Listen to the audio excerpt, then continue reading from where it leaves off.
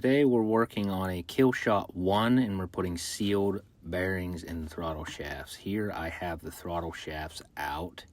It is a 1/2-inch nut and a small Allen screw, and you pull the butterflies out. They have 2 small Allen screws on each one, and they slide out from in between the shafts, and then the shafts pull right out. Here you can see the factory bearings that are in there. They're an HK 1010. They obviously have no seals, and what the problem is under boost, it leaks fuel out of the throttle shafts. Here I have pulled off the ends that cover the injectors. They have 2 Allen screws each. Be careful when you pull them off not to lose the O-ring for the fuel rail. And you'll see the injectors under there. 2 injectors on each side. One side has the IAC and the other side has the map sensor. They just plug in. The plugs for the injectors just pop out, and each sensor has Allen screws holding it in, and you just pull those out. Here, this is the throttle position. It has 2 Allen screws holding it in and a plug. You have to pop that off to get this cover off. It has 3 Allen screws. That is the IAC. I had to unplug it to get the side cover off.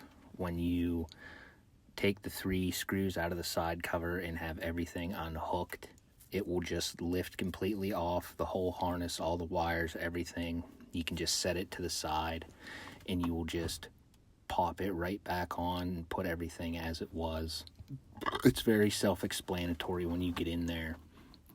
You can see how the wires lay and everything, and it's really no issue. So we have everything uncovered for all the bearings now, and we are going to use a blind bearing puller with a slide hammer to get those out of there.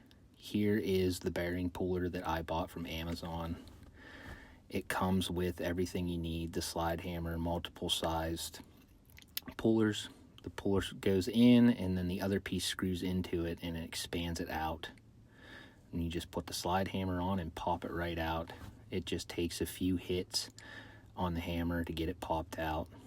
Here's a side-by-side comparison of the 2 different styles of bearings, the HK 1010 and the HK 1010 2RS.